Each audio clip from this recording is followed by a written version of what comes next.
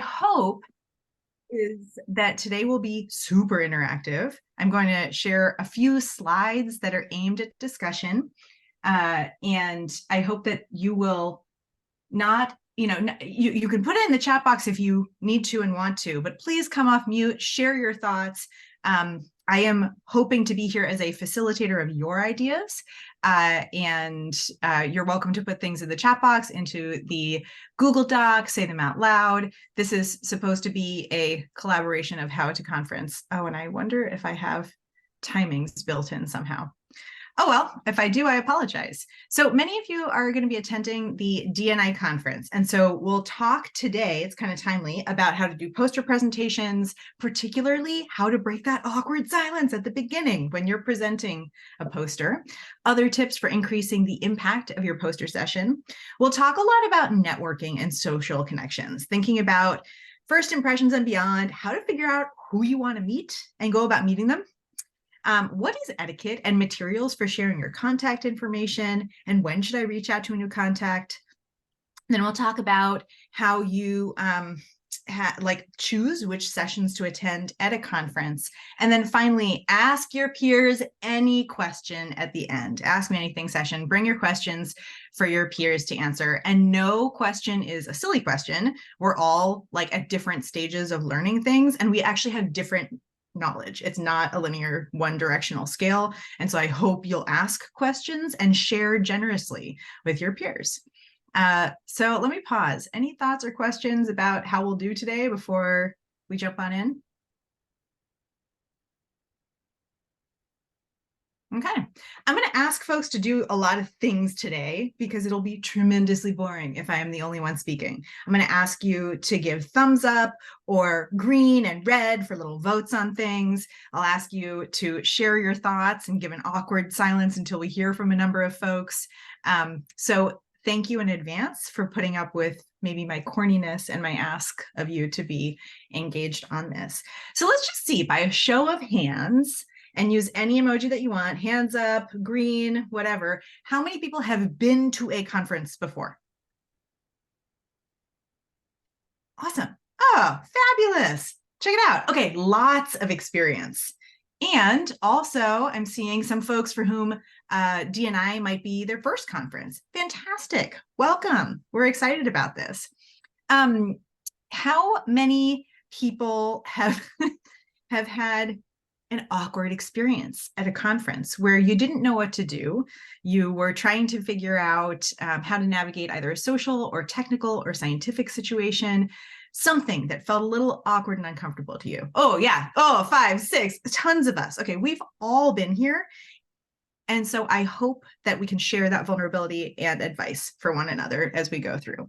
Thanks, everyone, for doing this. I love the turtle. The turtle is, I feel that way as well.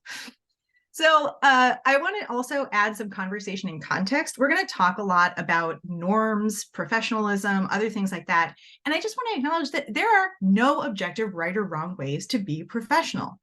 And so many of the norms and values that we think of as professional are tremendously culturally linked.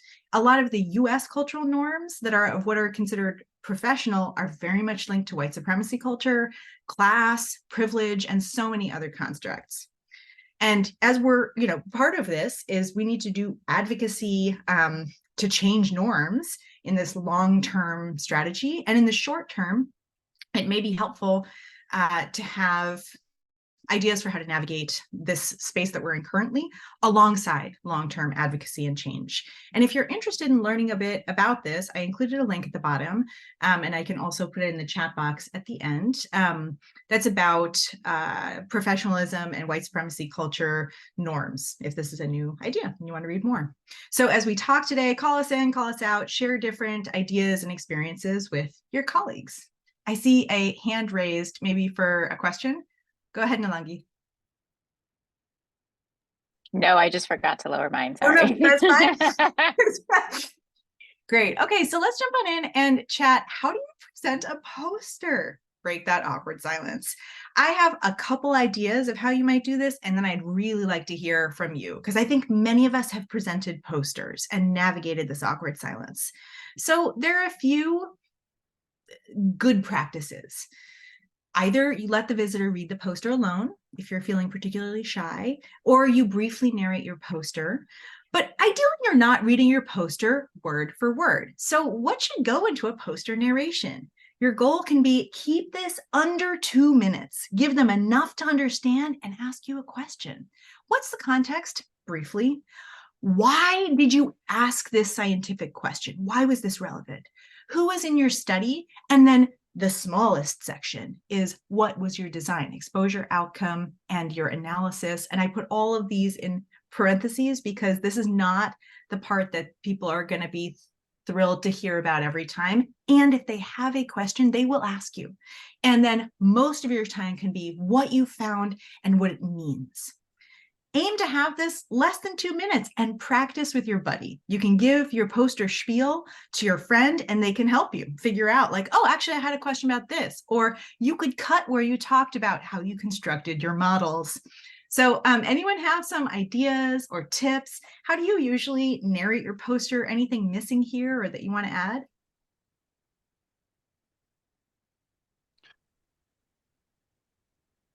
Go for it, Brian. Yeah. I see Annette has. Sorry about that. Annette, go ahead first, and then we'll jump to Brian. Yes, it's not an idea, it's a question. So the way it is formulated is like our posters have this structure that we have an exposure and outcome is like the standard analysis. But what if your poster doesn't have that kind of structure? You are presenting descriptive of something, you use a framework and you are presenting implementation outcomes, for example, that doesn't have that kind of standard structure. How do you navigate with that? That's a brilliant question. Who wants to give some input, who's navigated this question and share some insights?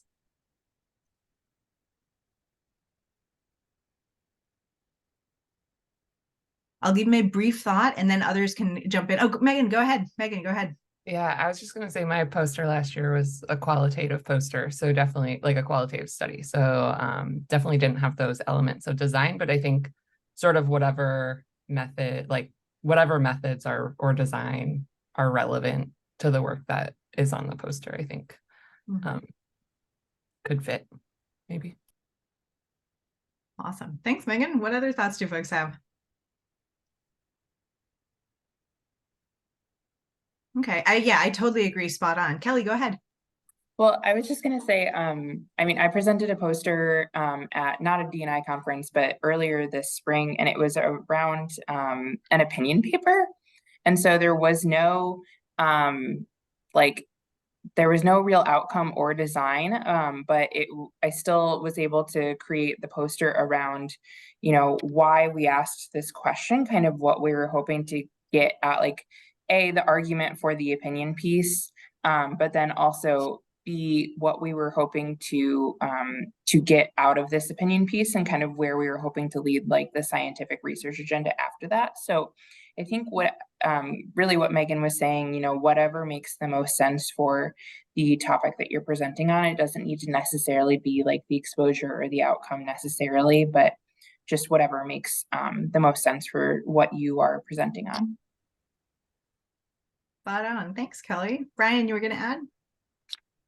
Well, I didn't have any particular advice for that one, but just a suggestion that folks kind of go to the conference with, you know, a 1 minute sort of story about your poster. And remember, it's a story that you're telling, and that's what people want to hear.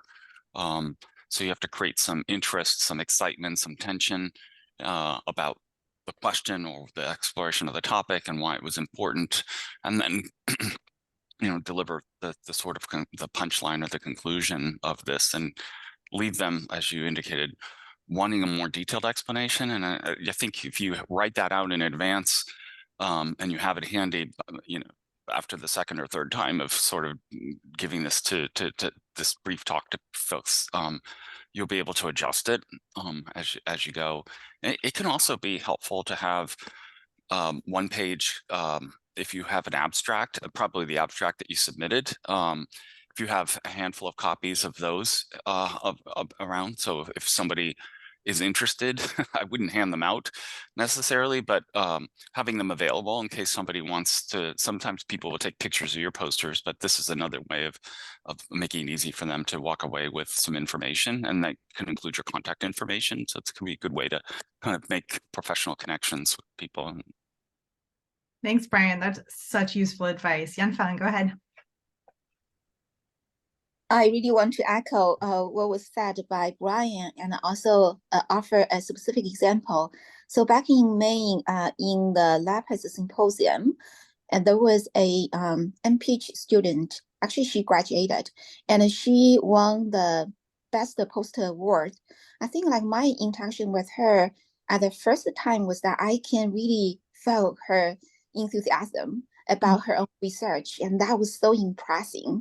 And then she also prepared the handouts of example. Like for me, I was very curious and I want to know more about her study.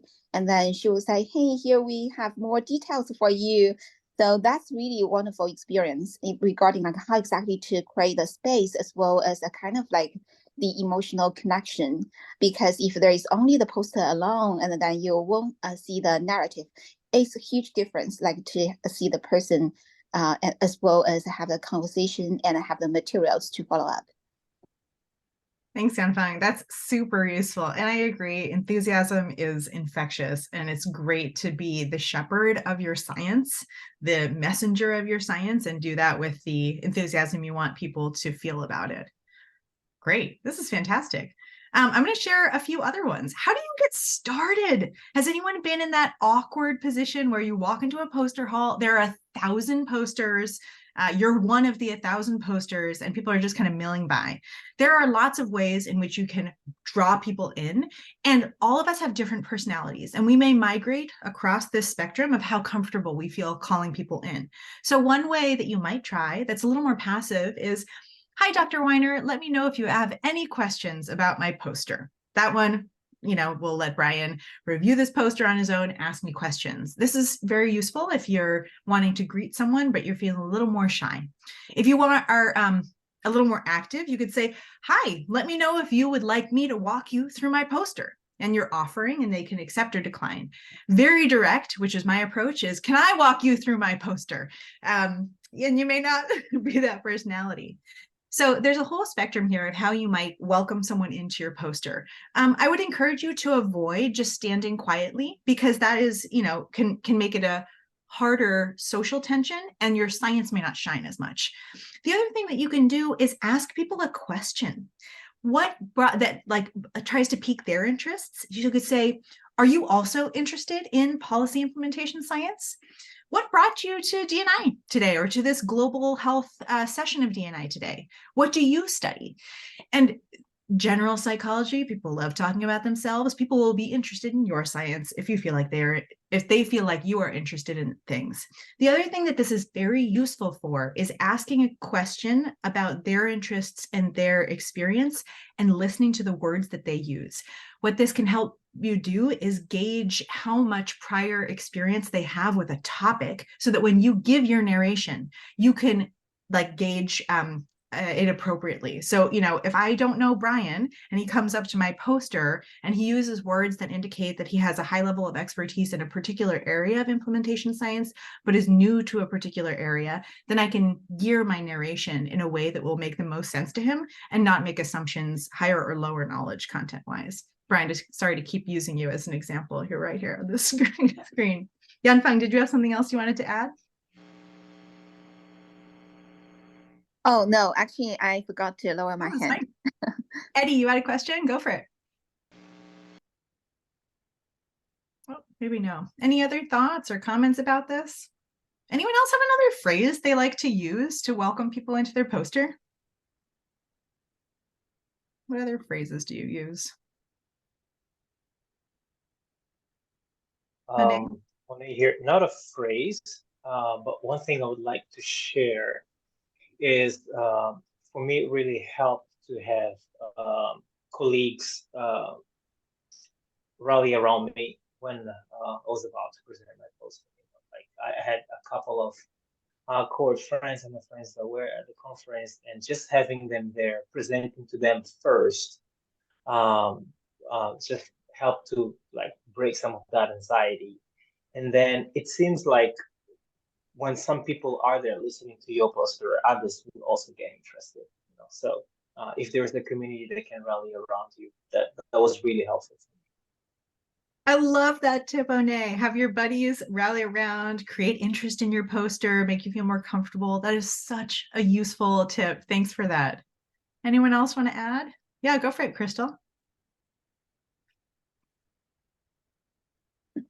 I think even in the absence of buddies, sometimes you'll be posted around a group of people that may have similar topics. So just circling around you and talking with others about their poster can also feel normalizing in knowing other people are nervous or understanding what their styles are, and is also helpful kind of in the lulls, just to get to know the people around you too.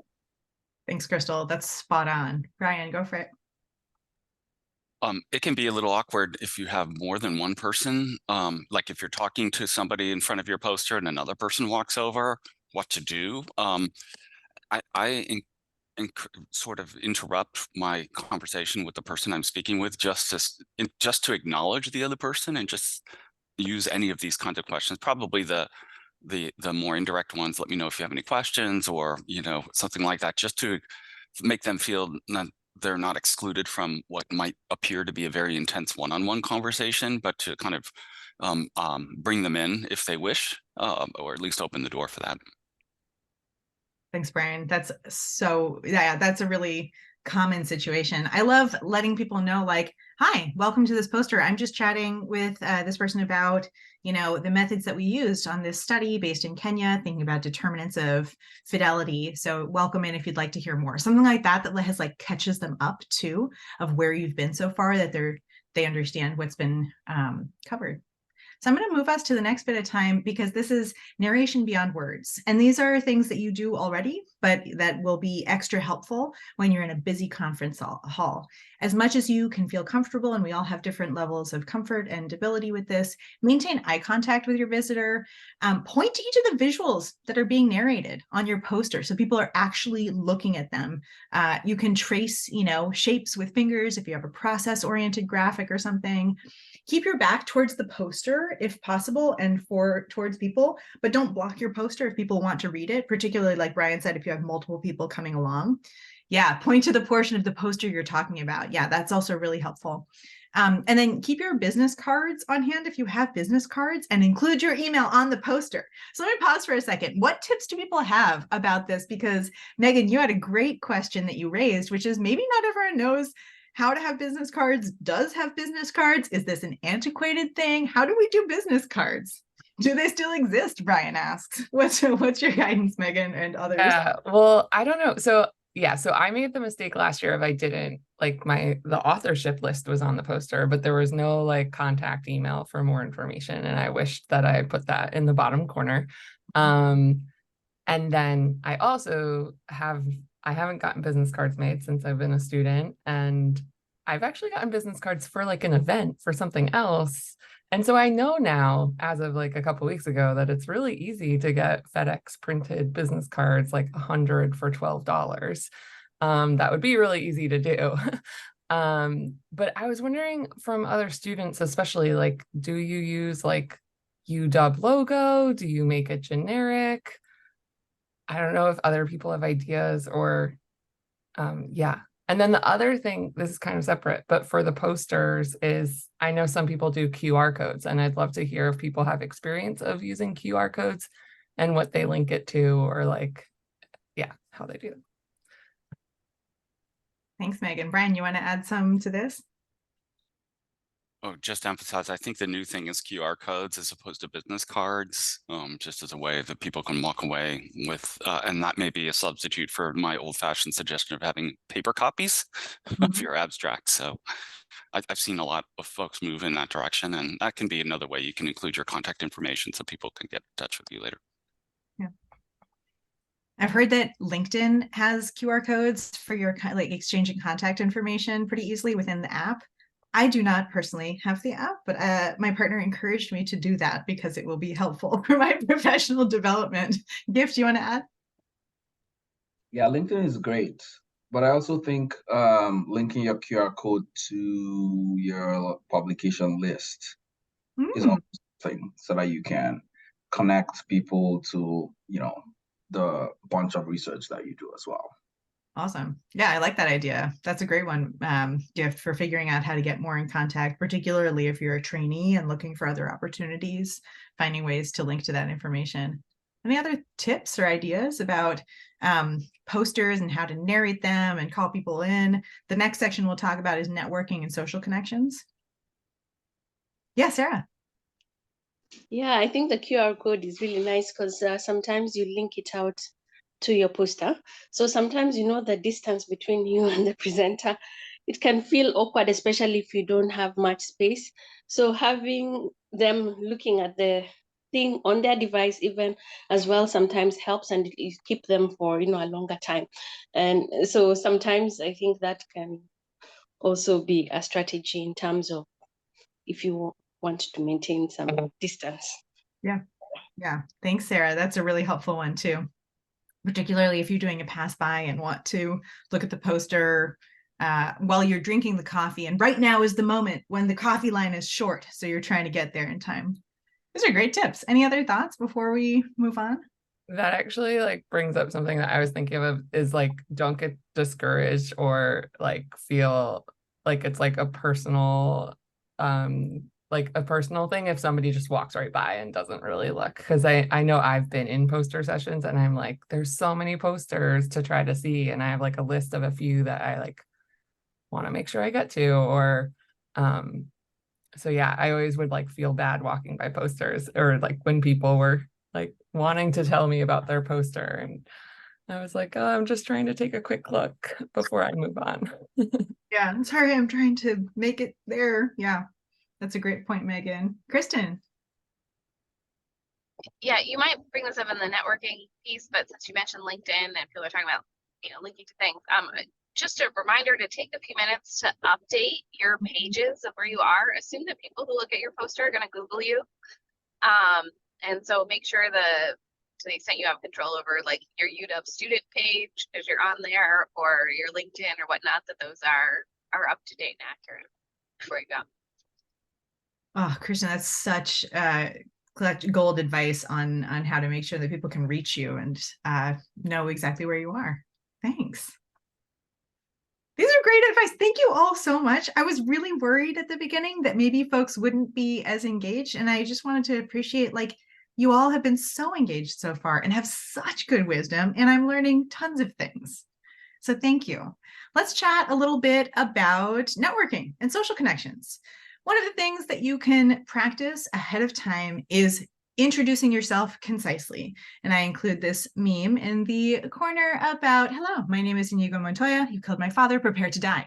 Inigo's guide to networking success, a polite greeting. His name, a relevant personal link, and managing expectations. You too can do something like this. And as you practice this with your buddies, just like do it a number of times to the point where you don't feel nervous at all doing it.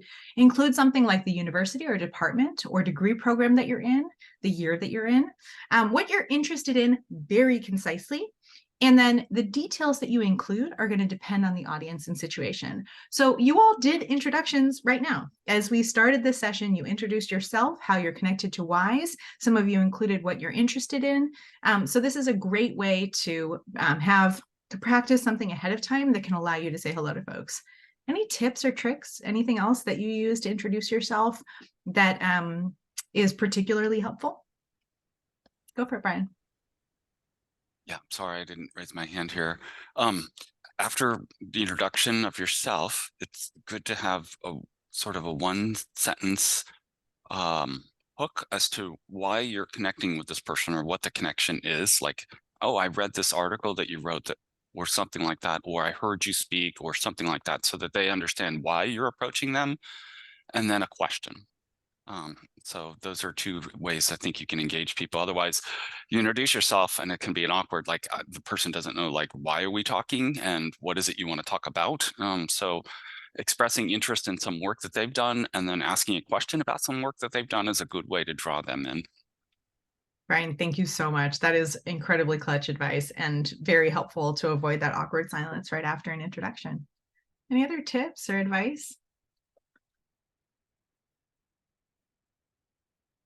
Great. Well, I'm going to talk a little bit now about networking and social connections. After you've, figured out how to introduce yourself, go ahead. Brian, did you want to add something? Oh, no, you're going to continue to talk about that. Go ahead. Yeah. So there are a few things that we can spend some time on. The first one is thinking about how do I figure out who I want to connect with? And this is something that I've heard from many trainees that we don't get a lot of training on how to figure this out. So here are a few tips that I've heard, and I'd like to hear your tips. One is ask your mentor for 3 recommendations of contacts that you should make during this conference. And they can be people that you should meet to, because it's relevant to your dissertation. It could be people who might have career opportunities. It may be people who are at similar stages and navigating similar challenges. But your mentor can help you come up with, ahead of time, 3 potential connections you might want to make. Then you might want to figure out who's active in your field. And there are a lot of ways for figuring this out. Again, I'd love to hear people's ideas. I look at who are the senior authors on papers that I find interesting. Who are the people who are moderating panels on topics that I find interesting? Often people will be asked to moderate panels if they're kind of emerging experts in an area, or an expert in the area. And then the last one is NIH Reporter. If anyone hasn't found that yet, and if someone's up for putting that in the chat box, this is an amazing searchable database because you can find stuff that's active now that people have not yet published on. So this is a good way of saying, like, I'm sorry to pick on you again, Brian, but like, oh, I really want to meet Dr. Wagner. My mentor told me to meet him. I don't know what he's working on right now. And then find an NIH Reporter. Oh, he has an active grant on this. That can be my interesting question to ask that is pointed and specific, not just saying, hi, Dr. Wagner, what do you do? Which is a less compelling question to start with. Where else do you figure out who you want to meet? We'll talk in a moment about figure out what you want from them and make a plan to meet them. But how else do you figure out who you want to meet? Any tips?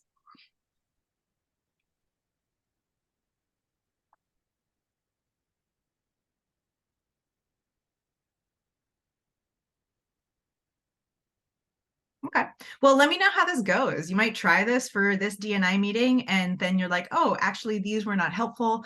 Let's figure out different ways of meeting people. So let's think about, like, what do you want from them? And this is where you want to have a clear ask, particularly if you're connecting after a conference.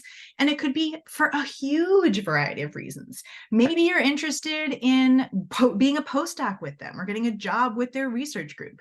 Maybe you really want to learn more about the methods that they used. You want to see if they're willing to share their research protocol, a particular questionnaire that they've developed or tested, or you want to read more in a manuscript. That could be a specific ask. Maybe you're interested in collaborating on a specific project. I would encourage you not to say, oh, let's just find ways to collaborate without, like, future collaborations. It's a little less specific. So if you could give a particular thing, that might be the motivation for why you're connecting with them. You may want career guidance or guidance about how to navigate something in your field. And then I put in this last one. This one you can use judiciously. I personally like to use conferences and face-to-face interactions with people for a limited number of advocacy things. And one that I care personally a lot about is citizenship restrictions on NIH grants. And so anytime I do get to have a conversation with a program officer or official from NIH, this is a moment that I like to use for that particular thing. But there are, like, so many things that you might want to ask of people or reasons why you'd want to connect with them. So I actually saw, Sarah, did you have something you wanted to add? And then after that, Kelly? Yeah, I put up my hand before time. Sorry about that. No, it's fine. Yeah, so I think I wanted to say that I went for a symposium, and one of the things that Chris, my mentor as well, told me is when you go there, please go and ask, because I was developing a research proposal. So they told me, ask questions around what would be really most relevant right now, given the research that is currently happening. So that helped me to, to get an idea around, this has been done, this has not been done, this is an interesting thing, and a question that needs to be answered. Thanks. That's awesome. Thanks, Sarah. Kelly? Yeah, I just want to reiterate the point that you put on like a specific project or a specific ask for the person. For example, last year I met a researcher at the D&I conference who also works at UW, just in a different department, who is doing some really exciting things around specifically like domestic policy and implementation science. But we connected and we're excited to, you know, kind of collaborate more, but then it just kind of petered off and we weren't actually able to, you know, talk again until this fall. And it's been almost a year since the last D&I conference. And I'm excited that we could have some like potential collaborations in the future. But I think because there wasn't like a specific idea that we had or a specific project, it's kind of just like taken much longer to reconnect with this researcher. And I know it's really hard because you might not always have a specific project in mind. But if you can think of, you know, something, even if it's just like an opinion paper or talking about your dissertation or something else, like just getting their input on something, I think that would be helpful, just to have a very specific thing in mind. Thanks, Kelly. Brian? This may be more of a cultural norms kind of thing, but unless it's clear from the way the conversation is going, I would counsel against asking somebody for something specifically for them, because you don't want to put people on the spot. So I think it's quite common for in many cultures and places to just literally just come up to somebody and say, hey, you know, I'm curious, do you have any jobs that are available? Or, you know, could we work together on a project? And that puts that requires the person to respond in the moment, having just met you, about how to do this. And that can be a little bit awkward. I mean, if the conversation unfolds in a way that kind of query or request seems perfectly natural in the conversation, that's great. But I would recommend a more maybe a two-step approach, which is to ask if you can follow up with them after the conference to talk about X or to talk about Y, so that gives you an opportunity. That doesn't put them on the spot to having to say yes or no to your request at that moment, but at least opens the door for, you know, a more, and they have an expectation that there'll be some follow-up if they agree to that. Yeah, Brian, thank you. That's so helpful. Yeah, I appreciate it. One? Yeah, talking about the DI conference in particular, there's like a list of speakers that one can look through and see, even like small abstracts. There's actually an app that you can look in to see who's speaking what, when, and that can help guide, you know, help at least was helpful for me to decide which sessions was I going to go to and whom was I going to try and speak to. Like there's like a small description of small abstract of the work they do. I think that was very helpful. The other thing was like if there is a particular person I would like to talk to and they are a speaker at the conference, let's make sure, of course, to go to their session and ask a lot of questions and stay until the end, you know. And I mean, just that final moment when the session is over, you're there speaking about what they just presented. I think it's a good way to at least start a conversation in a more natural way that can, you know, then lead to, you know, exchanging contacts or, as Brian was putting forth, you know, agreeing to follow up later. Thanks, One. That's so helpful. I appreciate it. Noel?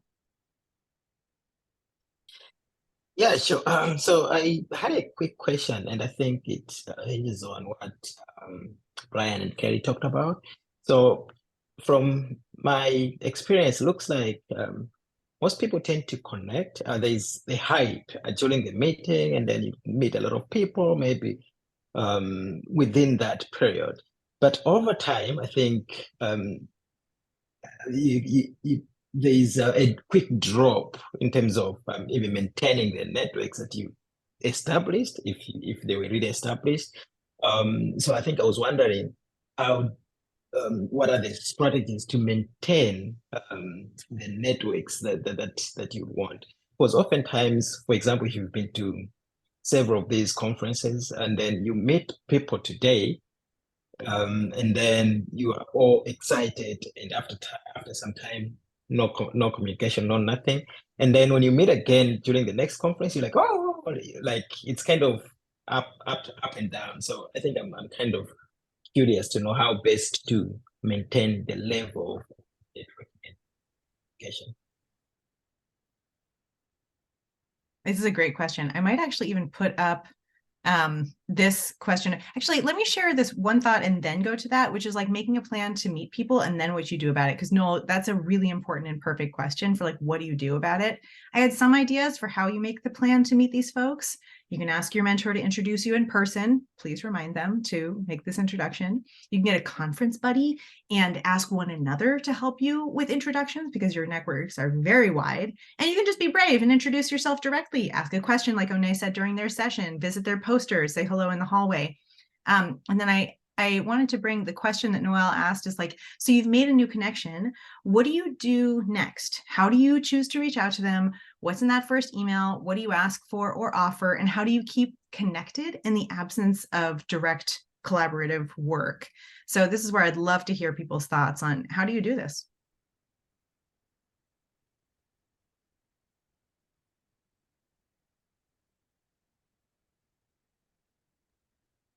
Sarah, Anjuli, I can share one of the tips that you shared with me. I'm curious about what it was. I think what I liked is that you kind of had, like, one of the suggestions you had was to kind of even just draft some follow-up emails ahead of time, so that after I did have that conversation with someone, I was able to kind of update it a little bit about what we talked about and just send that follow-up, kind of also like what Brian said of like, hey, it was really great to meet you. These are some like, and to talk about X, Y, and Z, and if there is kind of a natural us to have it there. But even having those pre-drafted was reduced like a little barrier for me because I could just almost hit send, kind of fill it in.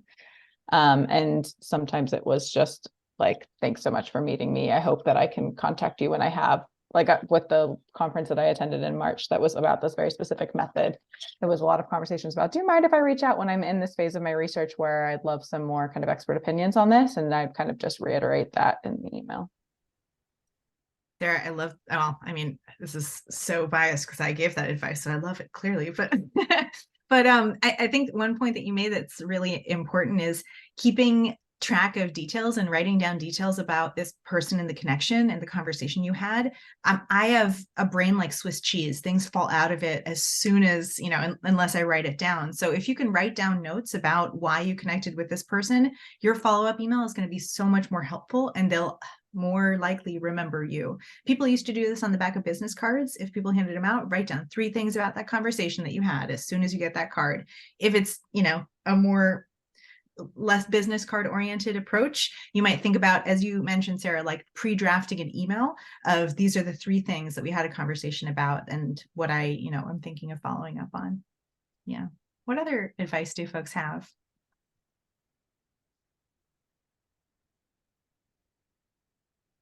Yeah, Kristen. This is going to be a bit inarticulate. This is a car thought, but I should say to remember that like networks are webs, not always a like wheel with spokes. So you don't have to be, as you think about like a long-term building of a network, it doesn't always have to be you connected to the person. So sometimes I end up hearing about someone's research and think, I know somebody who works in that, and follow up and connect those 2 people. And in the moment that perhaps doesn't necessarily fill a hole for you, but 3 or 4 years from now, those 2 people are still connected and you loop back and remember that. So that's one, is just think like, it doesn't always have to be you're the person trying to maintain that. You can use your network to help keep your network alive. The other thing is to just say that it's okay. You have a lot to offer. You may offer something to somebody. Oh, I wrote a paper on that. I read a paper on that. You might be interested in this work. And that can be a really nice way to sort of offer something. Again, as Brian said, depends on the context of the conversation, but sometimes that comes up. But if you do that, make a note of it, follow up and close the loop on that. So it doesn't always have to be an ask. It can be an offer sometimes too.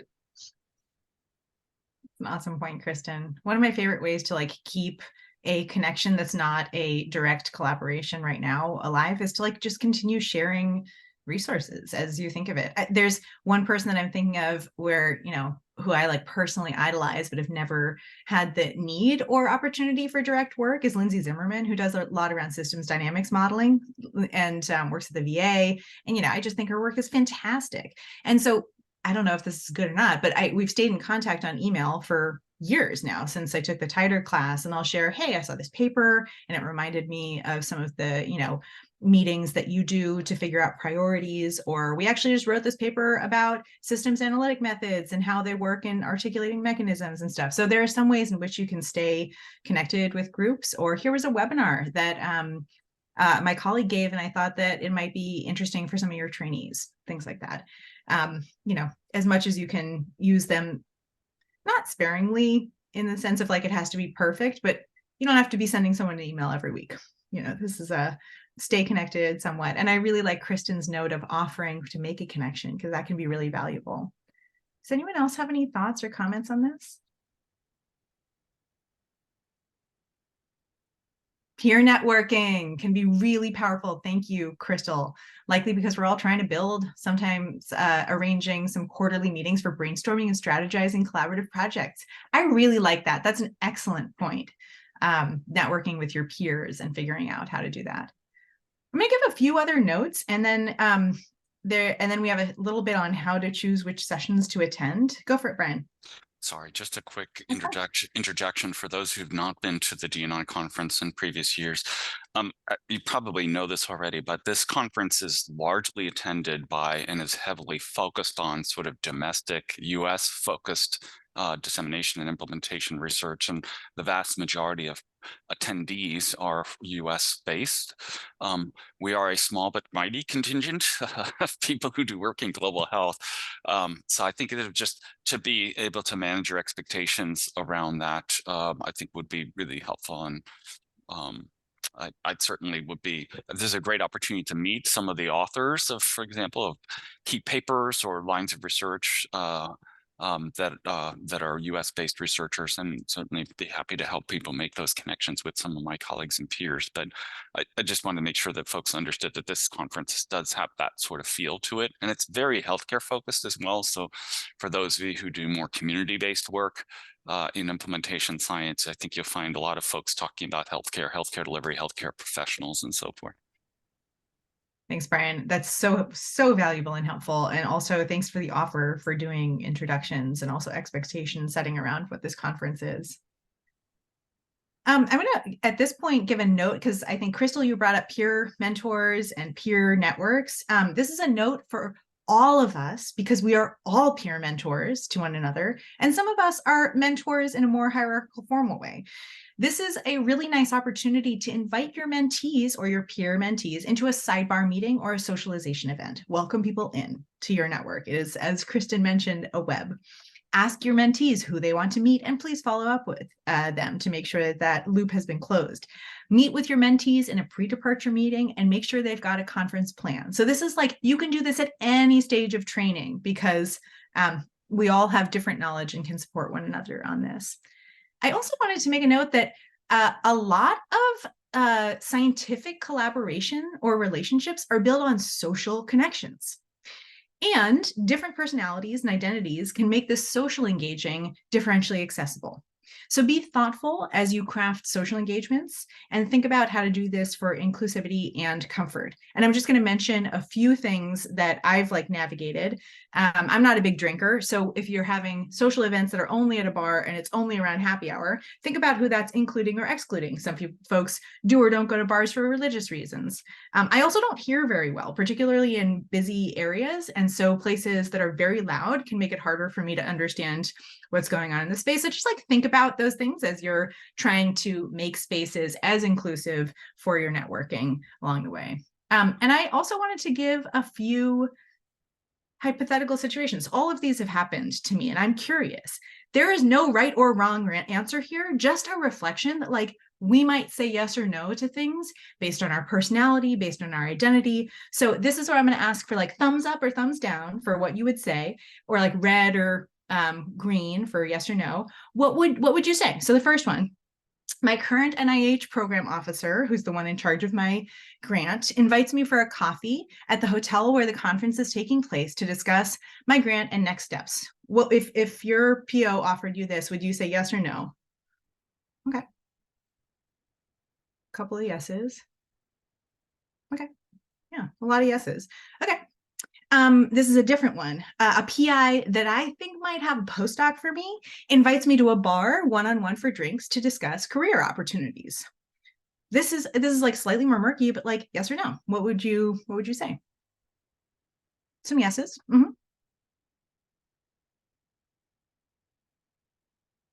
Fewer people are responding to this one. It depends, says Megan. Okay, what are folks thinking? No, a few oohs.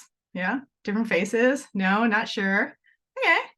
Yeah, what are some of the things that you're thinking about this? Why might you be more reluctant? Not sure. I think if you had shared these with me, so I had thought about this one, and I think it depends. Like, I think in some cases this could be fine, especially if it's like, I might, if I had any like any sense of like discomfort, I would first like make sure maybe like go for a happy hour drink and like have dinner plans after, like just in case it was uncomfortable. But I think there's cases where this would not be an issue, and it would be like, okay, we're gonna have like a happy hour drink and talk about this. But I think it could, depends. Yeah, I also like Brian's redirect, like maybe offer coffee instead. If the invitation is, a bar at 9 p.m. One-on-one, like you'd be like, oh, sorry, I'm actually just busy at that time, sleeping, but I'm busy. Could we do coffee instead? A redirect would be fine. But just like to note that people have different levels of comfort, and there's nothing wrong with any particular way in which you make choices, but just being thoughtful about that. And I am also noting that David Chambers plays his guitar and singing a song or two about implementation science. This is a great thing to go to. DN iTunes. It's so sweet and wonderful. And he actually is very good. You're right, Brian. Anyone else have any thoughts about this? Chris, Sarah, you said you wanted to, or you have your hand up. Yeah, so I said, I think for me, in a situation where I am unsure, I better make it short. So I think coffee or something else would be short. I think happy hour would make me very uncomfortable because I don't drink. So I think it's I think it's making short. Make in a situation where you are more likely to be uncomfortable, making it short, I think is much better. Yeah, thanks, Sarah.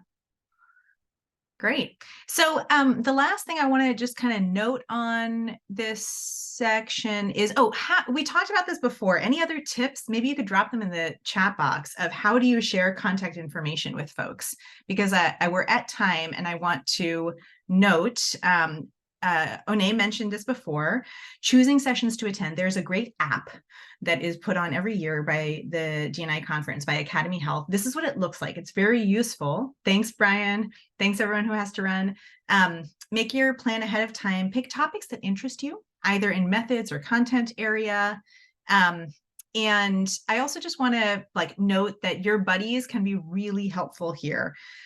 You can go to sessions with folks you'd like to meet. You can split sessions with a buddy who is going to update you live, and you can do group chats for info sharing. So I want to just appreciate everyone so much for this session. And I want to make a note here. If you are interested in being part of the WhatsApp group, please send me a message with your contact information. We had a really fire WhatsApp group last year that was all trainees. Eventually, some faculty joined, but I think it was better when it was all trainees. And we were able to offer hot takes and support and pictures of everyone. Yeah, coordination. It was really helpful. Plans for going out for dinner when you just want to relax, or things. Tips on where to find a $5 meal, things like that. So please let me know. You can send me an email, and I will put my email here, or you can send a WhatsApp message, which here is my phone number. And we are so excited to see all of you at DNI. And thank you so much for sharing your tips today. This was like such an excellent crowdsource of stuff. I'll stick around for a few more minutes if people have questions. But for those of you who have to run, thank you and appreciation. Thanks for Thanks. organizing. Bye. Thanks, Gift. Thanks, Thank Anjuli. you. Bye. Bye-bye. Thanks, One. So great to see you, One. Great to see you too. Great to see everyone. Yeah, really Nice to cool. see your face. We miss you. Yeah, looking forward to December. Yeah, I am also. Yeah.